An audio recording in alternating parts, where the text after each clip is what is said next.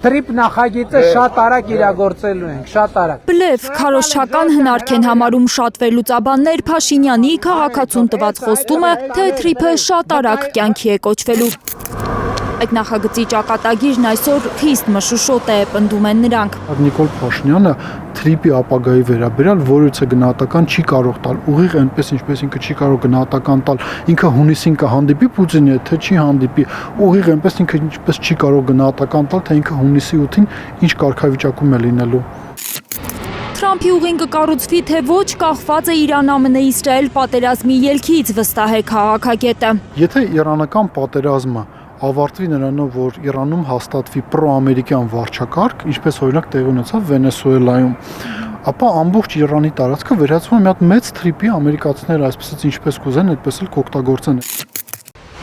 Եթե Իրանը հաղթանակած դուրս գա պատերազմից, Թրիփը վտանգավոր է դառնալու մեզ համար, որովհետև այդ ծրագիրն ամերիկյան սպառնալիք է ընկալում Թեհրանը, հիշեցնում է Մաթևոսյանը։ Դա նշանակում է հետևելը, որ Թրիփը մեր համար խնդիր է դառնում անվտանգության տեսանկյունից, որտեղ իրանական կողմը կարող է ընկալել դա որպես սպառնալիք իր համար։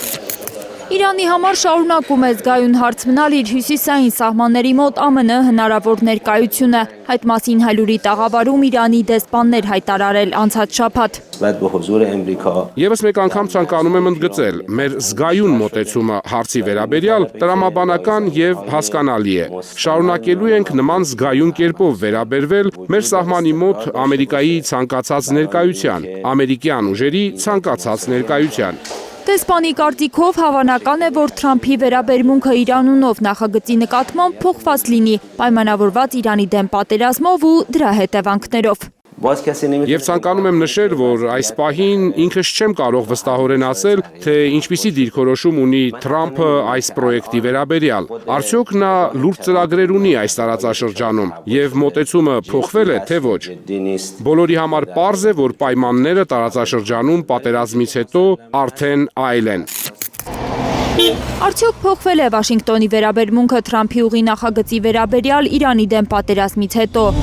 Մաթևոսյանը հիշեցնում է, որ օրեր առաջ ԱՄՆ պետդեպարտամենտը հայտարարել է, որ շարունակում են կարևորել այդ ծրագիրը, բայց աշխարհաքաղաքական իրավիճակը միայն կարող է թելադրել նախագծի իրագործման ընթացքը։ Գետնի վրա մենք հասկանում ենք, որ մինչև իրանական պատերազմի շուրջ ինչ որ հասկանալի խաղի կանոններ չհաստատվեն եւ կողմերը չգան ինչ որ տրամաբանական եզրանկման, այլ գործընթացներ իրենք արկախվելու են։ Ուղիղ այնպես, ինչպես շատ դեպքերում ասում են, չէ, մինչև ուկրաինական պատերազմը չավարտվի, Ռուսաստանը հայացքը դեպի հարավային Կովկաս չի ուղի։ Անգամ ամերիկացի տնտեսագետ, Կոլումբիայի համալսարանի պրոֆեսոր Ջեֆրի Սաքսը հորդորում է Հայաստանին Թրամփի հետ առհասարակ գործ չունենալ,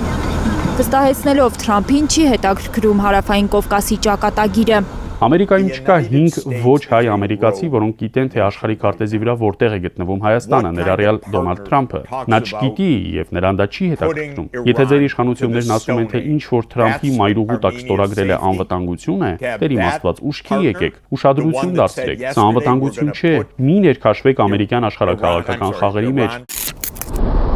Իր ասածը հիմնավորելու համար պրոֆեսորը բերում է Պարսից ծոցի երկրների օրինակը։